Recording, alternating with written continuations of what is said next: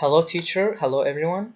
Today we're going to discuss the general characteristic of biological regulation and investigation of the reflex arc. At first, my friend Mehdi will start with the introduction. Okay. Introduction. The organism represents itself by the open self-controlled and self-protective system. Self-regulation is one of its leading biological characteristics.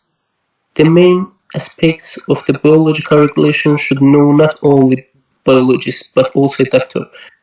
It's stipulated so because the development of many morbid conditions of the organism is associated with disturbance of its regulatory mechanism. The main kind of the organism regulation of the physiological function is nervous or reflexive.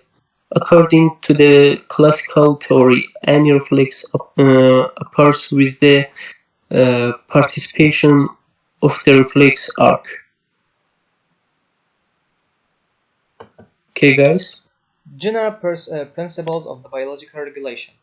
Human organism is an open, complex, self-regulating system which exchanges with external environment by substances, energy and information. Biological regulation is what allows an organism to handle the effects of the perturbation, modulating its own constitutive dynamics in response to particular changes in internal and external conditions. The signal, we have two kinds of signal, chemical and physical. Physical, like temperature, illumination, frequency of electromagnetic waves, and it goes directly to the nervous system.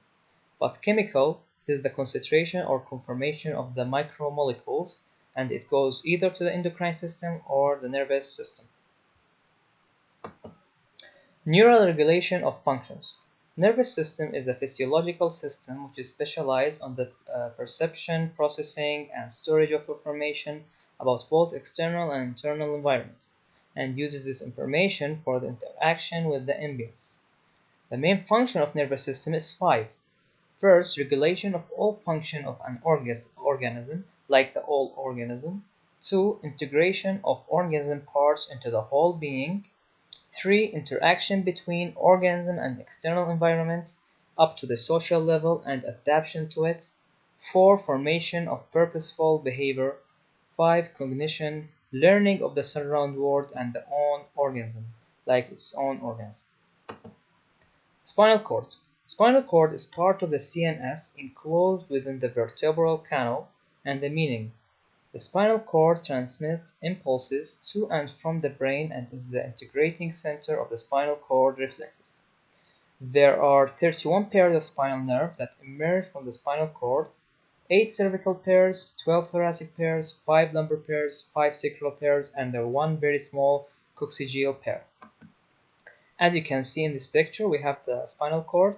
First up we have the 5 cervical, then the thoracic, which is in the back. The lower back we have the lumbar, then sacral, then at last the coccyx part. And here in this picture we can see the spinal cord, which is goes from the base of the brain to the quad equina, and these branches are the nerve roots. Each spinal nerve has 2 roots, which are neurons entering or leaving the spinal cord.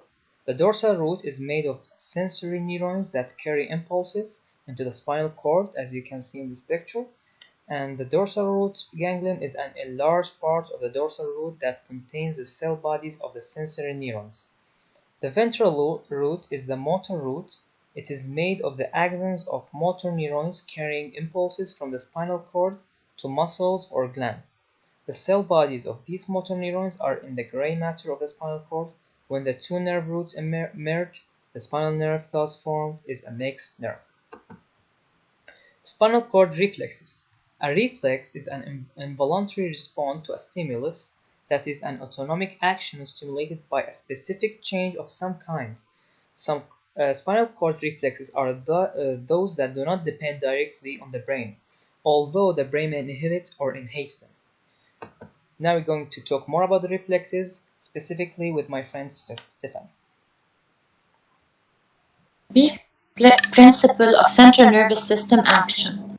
The main principle of central nervous system action is reflex. Reflex is the stereotypic reaction in response to stimulation which is implemented by the nervous system. The material basis of reflex is reflex arc. The reflex arc is the chain of neurons along which the nerve impulse travels. Reflex arc consists of 3 links including 6 components. The links are afferent, central, and efferent. The components are 1. Receptors, usually in composition of sense organ. 2. An afferent neuron. 3. Nerve center, 1 or more synapses within a central integrating station. 4. An efferent neuron. 5. Organ effector. And 6. Feedback communication. Here in this picture, we can see the receptor which detects the irritation, the afferent neuron which carries sensory signals to the nerve center, the nerve center which analyzes the information, the efferent neuron which carries commands of nerve center toward the effector organs. The effector organs which are the target organs, and the feedback communication which is the back afferent information from organ effector to the nerve center. Characteristics of reflex are component. 1. Receptors. Receptors are specialized cells which are adapted to detect and perceive definite type of stimuli. The common capability of these structures is to transform one type of energy, temperature, electromagnetic waves, mechanical, into the electrical energy, action potential. Receptors' function is to form afferent information. 2. The afferent sensory neuron. An afferent nerve or a sensory neuron carries sensory signals from sensory receptors toward the central nervous system. The afferent neurons enter via the dorsal roots or cranial nerves and have their cell bodies in the dorsal root ganglia or in the homologous ganglia on the cranial nerves. 3. The nerve center. The nerve center is a totality of interneurons of central nervous system that can be located at its different levels and includes one or more synapses. The functions of central nervous system, the processing of information, the analysis and synthesis, and the making of the decision. 4. Efferent motor neuron. An efferent nerve or a motor neuron carries instructions or commands of central nervous system toward the effector organs. The efferent fibers leave the central nervous system via the ventral roots or corresponding motor cranial nerves. 5. The effector organs. Effector organs such as muscles, skeletal, cardiac or smooth, secretory cells of glands, and other neurons. 6. Feedback communication. The feedback communication is the back afferent information from the organ effector to the controlling center, which informs the center about the realization of its instructions. Feedback connection supplies the precise, fine adjustment of organs' activity to the current needs of organisms. Here I will mention about some differences between somatic efferent innervation and autonomic efferent innervation. In the somatic efferent innervation, we have myelinated fiber. In autonomic efferent innervation, we have myelinated preganglionic fiber and unmyelinated postganglionic fiber.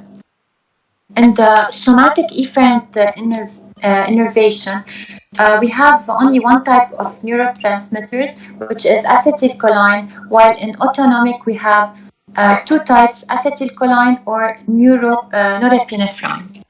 And we will finish with our friend Mehdi.